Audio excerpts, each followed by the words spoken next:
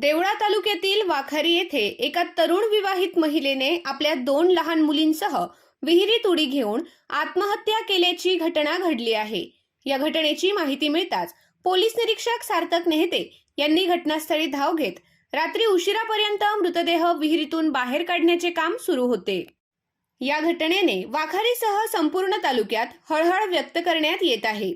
याबाबत पोलिसांकडून मिळालेली माहिती अशी की बुधवार दिनांक 22 रोजी सायंकाळी 6 वाजेच्या सुमारास वाखारी तालुका देवळा येथे मनीषा जयेश वाघ वय 31 वर्ष या महिलेने आपल्या 2 मुली सिद्धी जयेश वाघ वय 7 वर्ष, खुशी जयेश वाघ वय 3 वर्ष यांच्यासह घराच्या विहिरीत उडी मारून आत्महत्या केली असून या घटनेने परिसरात खळबळ उडाली आहे। आत्महत्याग्रस्त मनीषा वाघ हिचा पती खासगी गुरांचा डॉक्टर असल्याचे समजते।